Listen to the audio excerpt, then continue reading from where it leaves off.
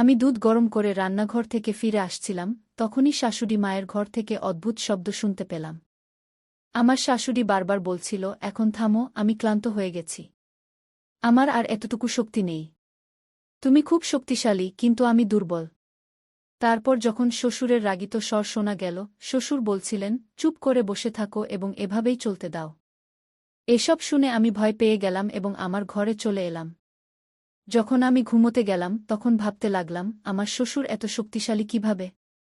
আমারও তো এমন একজন স্বামী চাইছিল। হ্যালো বন্ধুরা, আমার বিয়ে খুব তাড়াহুড়োতে হয়েছিল। একটি ভালো ঘরবাড়ি হওয়ার কারণে আমার বাবা মা বিয়ে থেকে অস্বীকার করেননি এবং আমার দ্রুত বিয়ে দিয়েছিলেন। আমি শ্বশুরবাড়িতে এসে 1 সপ্তাহ হয়ে গিয়েছিল এবং আমি আমার স্বামীর দৈনন্দিন রুটিন ভালোভাবে জানতাম। সে প্রতিরাতেই দুধ পান করতে পছন্দ করত, কিন্তু আমি ভুলে যেতাম। আমি প্রতিবার ছোট ছোট জিনিস ভুলে যেতাম এবং কিছু জিনিসকে বেশি গুরুত্ব দিতাম এবং সেই সব নিয়ে ভাবতে থাকতাম। 3 দিন ধরে আমার স্বামী আমাকে রাতে দুধ আনতে মনে করিয়ে দিচ্ছিল। আমার দুধ পান করার অভ্যাস আছে, কিন্তু আমি আবার ভুলে গেলাম। একদিন আমার স্বামী রাগ করে আমার কাছে এল এবং রাগ করে আমাকে বলল, আমাকে কি প্রতিরাতেই তোমাকে বারবার বলতে হবে? আমি দ্রুত উঠে রান্নাঘরে চলে গেলাম। আমার শাশুড়ি আমার ঘরে ছিল। যখন আমি দুধ গরম করে ফিরে আসছিলাম তখন শাশুড়ি শ্বশুরের ঘর থেকে অদ্ভুত শব্দ আসছিল। শাশুড়ি বারবার বলছিলেন, এখন থামো, আমি ক্লান্ত হয়ে গেছি। আমার আর শক্তি নেই। তুমি খুব শক্তিশালী, কিন্তু আমি দুর্বল। তারপর শ্বশুরের রাগত স্বর শোনা গেল, তুমি কি একটু থামতে পারো না? এসব শুনে আমি হতভম্ব হয়ে গেলাম এবং আমার ঘরে চলে এলাম। যখন আমি ঘুমোতে গেলাম তখন ভাবতে লাগলাম, আমার শ্বশুর এত শক্তিশালী কিভাবে? আমারও তো এমন একজন স্বামী চাইছিল, কিন্তু আমার স্বামী খুব তাড়াতাড়ি ক্লান্ত হয়ে যেত। এই ভাবতে ভাবতে আমি ঘুমিয়ে পড়লাম। সকালে যখন আমি উঠলাম তখন আমার শাশুড়ি রোজের মতো ঘরের কাজ করছিলেন। তার আচরণ একদম স্বাভাবিক ছিল। এমন মনে হচ্ছিল না যে তিনি রাতে এই সব করছিলেন। আমার শ্বশুর একদিন তাড়াতাড়ি কাজ থেকে বাড়ি এলেন এবং সঙ্গে সঙ্গে শাশুড়িকে ঘরে ডেকে নিয়ে গেলেন। আমি খাবার বানালাম এবং আমার শাশুড়িকে ডাকতে তার ঘরের কাছে গেলাম। দরজায় পৌঁছে তাদের আওয়াজ শুনে আমি হতবাক হয়ে গেলাম। রাতের খেলা আবার শুরু হয়ে গিয়েছিল। শাশুড়ি বলছিলেন, থামো, আমি ক্লান্ত হয়ে গেছি। এসব শুনে আমি ভয় পেয়ে গেলাম এবং রান্নাঘরে ফিরে এলাম। যখন আমি রান্নাঘরে এলাম তখন ভাবছিলাম, আমার শ্বশুর কি খান যে এত শক্তিশালী হয়ে যান? আধ ঘন্টা পরে আমি আবার তাদের ঘরে গেলাম এবং আবার সেই একই আওয়াজ শুনতে পেলাম। এখন আমি ভাবছিলাম, শ্বশুর এত শক্তিশালী হওয়ার রহস্য কি? এখন আমি জানতে চাইছিলাম, আমার শাশুড়ি তাকে প্রতিদিন কেন মানা করেন? 15 মিনিট পরে শাশুড়ি ঘর থেকে বেরিয়ে এলেন। যখন তিনি বেরোলেন তখন তার মুখে কিছুই দেখা যাচ্ছিল না, কিন্তু 2টি হাত কোমরে ছিল এবং তিনি বলছিলেন, এই কোমরের ব্যথা কখন সেরে উঠবে? এ শুনে আমি আমার হাসি চেপে রাখতে পারলাম না। এখন আমি জানতে চাইছিলাম, শাশুড়ি তাকে কি দেন? আমার নজর আমার শাশুড়ির উপর ছিল। আমার স্বামী তাদের থেকে খুব আলাদা ছিলেন। তিনি তাড়াতাড়ি ঘুমিয়ে পড়তেন এবং আমি আমার স্বামীর ভালোবাসার আকাঙ্ক্ষায় রাত জাগতাম। তখনই আমার নজর শাশুড়ির ঘরের উপর যেত। তাকে দেখে আমি অবাক হতাম যে তিনি এই বয়সেও কিভাবে মজা করতে পারেন। স্বামী তো ঘুমিয়েছিলেন, কিন্তু আমি ভাবছিলাম, আমার স্বামীও যদি আমার শ্বশুরের মতো হতেন। তাদের দরজার কাছে শাশুড়ির আওয়াজ শোনা যাচ্ছিল, এখন থামো, আমাকে ছেড়ে দাও। এ শুনে আমি খুব অস্বস্তি বোধ করলাম। তারপর আমি ভাবলাম, আমাকে তাদের ঘরে গিয়ে দেখতে হবে যে তারা আসলে কি করেন এবং শাশুড়ি শ্বশুরকে কি খাওয়ান। আমি এটি জানার চেষ্টা করলাম, কিন্তু কিছুই জানতে পারলাম না। তারপর আমি ভাবলাম, সেই জিনিসটি ঘরে লুকানো থাকবে। তাই আমি দেখতে চাইছিলাম তারা এখন কি করেন। তারপর আমি উঠে শাশুড়ি শ্বশুরের ঘরে চলে গেলাম। ঘরে আলো জ্বলছিল, এর মানে তারা ঘুমোচ্ছিলেন না। জানালা থেকে আওয়াজ আসছিল, শাশুড়ি বলছিলেন, তুমি আমাকে এই বয়সেও ছাড়ছ না? তুমি জানো এখন আমি ক্লান্ত হয়ে গেছি। শ্বশুর বলছিলেন, একটু সহ্য করো, তারপর তোমার ব্যথা থাকবে না। কিছুক্ষণের জন্য শাশুড়ি শান্ত হয়ে গেলেন। আমি জানালা দিয়ে দেখার চেষ্টা করলাম, কিন্তু পর্দা টানা ছিল। আওয়াজ শোনা যাচ্ছিল, কিন্তু কিছু দেখা যাচ্ছিল না। এটি দেখে আমি হতাশ হয়ে গেলাম এবং আমার ঘরে ফিরে এলাম। আমিও আমার বিছানায় এসে ঘুমিয়ে পড়লাম। তখনই আমার স্বামী রাগ করে বললেন, এই সময় কোথা থেকে আসছ? তার প্রশ্ন আমাকে হতবাক করে দিল।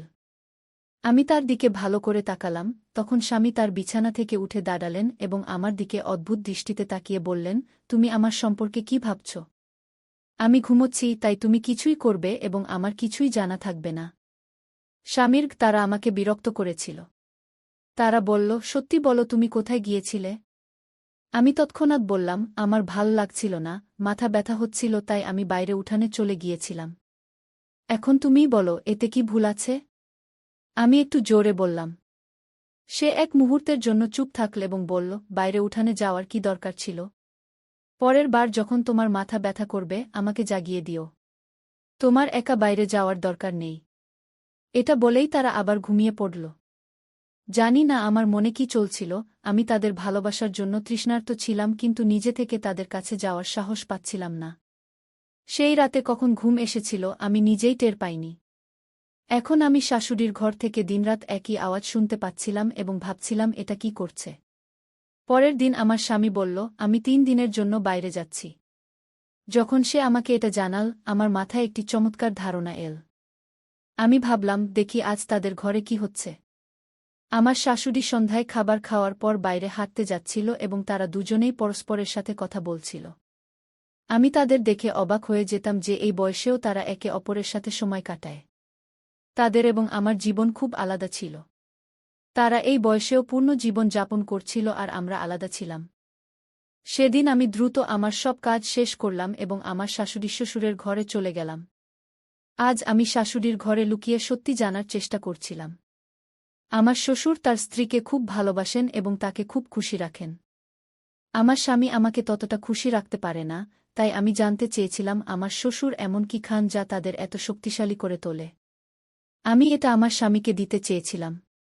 এটা দেখার জন্য আমি সেই রাতে তাদের ঘরে লুকিয়েছিলাম। সেই রাতে আমি যা দেখলাম তাতে আমি হতবাক হয়ে গেলাম। আমি তাদের কোনো শর্ত ছাড়াই দেখছিলাম। কিছুক্ষণ পর আমি উঠে দাঁড়ালাম এবং তাদের কাছে গেলাম। তারা আমাকে অবাক হয়ে দেখছিল, তাদের বিশ্বাসই হচ্ছিল না যে আমি তাদের ঘরে আছি। পরের দিন আমার স্বামীও বাড়িতে ছিল না এবং এখন আমি আবার সিদ্ধান্ত নিলাম যে আমি রাত কাটাবো আমার শ্বশুরের ঘরেই। সম্ভবত এটা আমার শাশুড়ির জানা ছিল, তাই সে রাগ করে আমাকে বলল, আজ রাতে তুমি যদি আমাদের ঘরে আসো, তাহলে আমার থেকে খারাপ কেউ হবে না। এটা শুনে আমি খুবই বিরক্ত হলাম। ঠিক তখনই আমার শ্বশুর সেখানে চলে এলেন। আমাদের কথা বলতে দেখে তিনি আমাদের দিকে এলেন এবং আমার দিকে তাকালেন। তারপর আমি মৃদু স্বরে বললাম, মা আমাকে রাতে ঘরে আসতে মানা করছেন। এটা শুনে আমার শ্বশুর খুব রেগে গেলেন এবং রাগত স্বরে তার দিকে তাকিয়ে বললেন, বুকে মানা করো না। তার উপর আমার ঠিক ততটাই অধিকার আছে যতটা তোমাদের উপর আছে। তারপর তুমি তাকে কেন মানা করছ? যা তুমি নিজে করতে পারো না তাকে করতে দাও। তার চলে যাওয়ার পর আমার শাশুড়ি বলল, যদি তুমি আজ আমাদের ঘরে আসো, তাহলে আমি তোমার স্বামীকে তোমার বিরুদ্ধে করে দেব।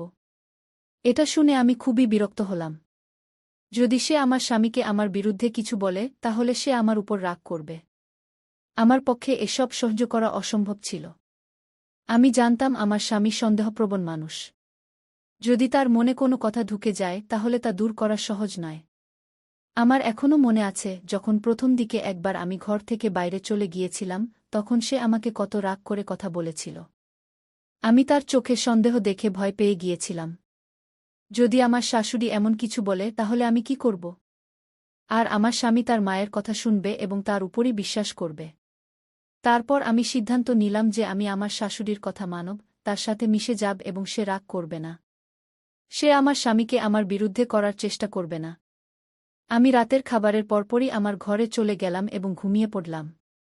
আমি খুব খুশি ছিলাম যে গতকাল আমি আমার শ্বশুরের ঘরে গিয়েছিলাম এবং তাদের দেখে আমি আনন্দ পেয়েছিলাম। কিন্তু যখন আমার শাশুড়ির আচরণের কথা মনে পড়ল, আমি চুপ হয়ে গেলাম। ঠিক তখনই দরজায় কড়া নাড়ল। আমি দরজা খুললাম, সামনে আমার শ্বশুর দাঁড়িয়েছিলেন। তিনি আমাকে অবাক হয়ে দেখলেন এবং বললেন, আজ তোমাকে আমার ঘরে আসার কথা ছিল, এখনও কেন আসনি? তার কথায় আমি ভাবনায় পড়ে গেলাম এবং বললাম, আজ আমার শরীর ভালো নেই। আমার শ্বশুর কিছুক্ষণ আমাকে শান্তভাবে দেখলেন, তারপর বললেন, আমি জানি তুমি কেন মানা করছ। তুমি সম্ভবত তোমার শাশুড়ির ভয়ে এসব বলছ। চিন্তা করো না, আমি তাকে বুঝিয়ে দিয়েছি। এখন আমি তোমার জন্য অপেক্ষা করছি। যখন আমি তার ঘরে গেলাম, আমি খুব খুশি হলাম এবং তারা আবার সেই একই কাজ করছিল। আমার শাশুড়ি গতকালের আগেই ক্লান্ত হয়ে পড়েছিল। কিছুক্ষণ পর তার শ্বাস ছোট হয়ে এল এবং বলল, আজ আমার শরীর ভালো নেই, আমি আজ এসব করতে পারব না। ঠিক সেই মুহূর্তে শ্বশুর বললেন, তোমার কি সমস্যা হচ্ছে? দিনের পর দিন তুমি আমাকে খুব কম সময় দিচ্ছ এবং দ্রুত ক্লান্ত হয়ে পড়ছ। এখনই এখানে এসো। এখন যদি তুমি চুপ করে না বসো, তাহলে আমার চেয়ে খারাপ কেউ হবে না। তারপর আমার শাশুড়িও আমাদের সাথে চলে এল। আমরা বেশ কিছুক্ষণ ধরে এটাই করতে থাকলাম। কিছুক্ষণ পর আমার শাশুড়ি একপাশে সরে গেল এবং বলল, এখন আমার কাজ শেষ। আমার আর সাহস নেই। তারপর আমরা দুজনেই এটাই করতে থাকলাম এবং বেশ কিছুক্ষণ পর যখন আমি ক্লান্ত হয়ে পড়লাম, তখন আমার শ্বশুর নিজেই আমাকে বললেন, তুমি খুব ক্লান্ত হয়ে গেছ। এখন আমরা এই কাজ বন্ধ করি এবং কাল ছুটি নিই। এটা শুনে আমার খুব দুঃখ হল যে তারা কাল রাতে কাজ করতে পারবে না। এই ভাবছিলাম যে দরজায় কড়া নাড়ল। দরজা খুললে আমার শ্বশুর বাইরে দাঁড়িয়েছিলেন। তিনি আমাকে অদ্ভুত দৃষ্টিতে দেখলেন এবং বললেন, আজ তুমি খুব সুন্দর দেখাচ্ছ। আমি তার প্রশংসায় লজ্জা পেলাম। তিনি বললেন, চলো আজও কাজ করি। ঘরে এসো, আমি তোমার জন্য অপেক্ষা করছি।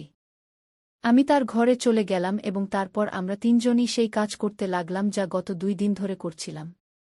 এখন আমার মন বলছিল যে আমাকে এই কাজ প্রতিদিন করা উচিত। পরের দিন আমার স্বামীও বাড়ি ফিরে এলেন। স্বামী আসার পরই তিনি আমাকে তার অস্থিরতাপূর্ণ প্রেমের গল্প শোনাতে লাগলেন। আমার ছাড়া তিনি কতটা অস্বস্তিতে ছিলেন এবং আমি সেখানে কত কিছু মিস করছিলাম। আমিও তার কথায় খুব খুশি হলাম যে শেষ পর্যন্ত সে আমার অনুভূতি বুঝতে পেরেছে এবং আমার অভাব অনুভব করেছে। তারপর আমি আমার মাথা তার বাহুতে রাখলাম এবং আরামে ঘুমিয়ে পড়লাম। এখন আমি প্রতিদিন স্বামীর ঘুমানোর পর শ্বশুরের ঘরে যেতাম। তারপর আমরা মধ্যরাত পর্যন্ত এটাই করতাম। এক রাতে যখন আমি শাশুড়ি শ্বশুরের ঘর থেকে ফিরে আমার ঘরে এলাম, তখন আমার স্বামী খুব রেগেছিলেন। আমার স্বামী আমাকে বললেন, আমি তোমাকে বলেছিলাম যে রাতে ঘর থেকে বেরিজো না, কিন্তু তুমি আমার কথা মানোনি। এখন সত্যি সত্যি বলো তুমি কোথায় গিয়েছিলে? আমি তার পাশে বসলাম এবং বললাম, আমি তোমার মায়ের ঘরে গিয়েছিলাম। এটা শুনে তিনি আশ্চর্য হয়ে গেলেন। তুমি এতক্ষণ আমার মায়ের ঘরে কি করছিলে? তিনি আমাকে সন্দেহের দৃষ্টিতে দেখলেন। আমি বললাম, আমার তার সাথে কাজ ছিল, তাই গিয়েছিলাম। এরপর তিনি চুপ রইলেন এবং কিছু বললেন না। এখন দ্বিতীয় বা তৃতীয় দিন যখন আমি আমার শাশুড়ির ঘরে সুখ নিতে যাচ্ছিলাম, এবারও তারা ঘুমাননি, তখন আমার স্বামী আমাকে জিজ্ঞাসা করতে লাগলেন যে তুমি মায়ের কাছে কি কাজ করতে যাও? আমি কিছু না বলেই যেতে লাগলাম, কিন্তু আমার স্বামী আমাকে টেনে বিছানায় ঠেলে দিলেন এবং রেগে বলতে লাগলেন। আমি তাকে এত রেগে দেখে ভয় পেলাম এবং তাকে বলতে যাচ্ছিলাম যে দরজায় কড়া নাড়ল। আমার স্বামী গিয়ে দরজা খুললেন। সামনে আমার শ্বশুর ছিলেন। তার আমার স্বামীর সাথে কিছু কাজ ছিল, তাই তিনি তার ছেলের সাথে চলে গেলেন। আমি একটা গভীর শ্বাস নিলাম এবং শান্ত হলাম। তারপর কিছুদিন পর এক রাতে যখন আমি শাশুড়ি শ্বশুরের ঘরে গেলাম, তখন সম্ভবত আমার স্বামী ঘুমাননি এবং তিনি আমাকে খুঁজতে খুঁজতে সেই ঘরে চলে এলেন। সামনে আমাদের এমন করতে দেখে তিনি হতবাক হয়ে গেলেন। যখন তিনি আমাদের এক পায়ে দাঁড়িয়ে পূজা করতে দেখলেন, তখন তার মুখ থেকে তীব্র আওয়াজ বের হল, কি হচ্ছে? তখন আমার শাশুড়ি তার অন্য পা মাটিতে রাখল এবং সোফায় বসে বলল, তোমার বাবা কতদিন ধরে এই পূজা করছেন? তার কথা হল যে এক পায়ে দাঁড়িয়ে এইভাবে পূজা করলে ঈশ্বর প্রসন্ন হন এবং মানুষ যা চায় তা সব পায়। আমি দ্রুতই ক্লান্ত হয়ে পড়ি, কিন্তু তোমার স্ত্রী এবং বাবা দীর্ঘসময় ধরে এই কাজ করেন। জানি না কেন এই দুজন ক্লান্ত হন না। এটা শুনে আমার স্বামী আমার দিকে হেসে তাকালেন এবং বললেন, আমার স্ত্রী খুব ভালো এবং কখনো ক্লান্ত হয় না। তিনি খুশি হয়ে এমন বললেন। এটা শুনে আমি লজ্জা পেলাম, কিন্তু তারপর আমার স্বামী সবাইকে বোঝালেন যে এই ধরনের অন্ধবিশ্বাস রাখা ঠিক নয়। যদি সত্যি মন থেকে ঈশ্বরের পূজা করা হয়, তাহলে সব ঠিক হয়ে যাবে। বেশ বুঝানোর পর আমার শ্বশুর মানলেন এবং তারপর একজন সাধারণ মানুষের মতো আচরণ করতে লাগলেন। এখন তিনি সকালে স্নান করে ঈশ্বরের ধ্যান করতে লাগলেন এবং আমরাও নিজেদের সংশোধন করলাম এবং ভালোভাবে থাকতে লাগলাম। তাই বন্ধুরা, আজকের গল্প এটাই ছিল। গল্পটি কেমন লাগলো কমেন্ট করে জানাও এবং চ্যানেল সাবস্ক্রাইব করতে ভুলো না।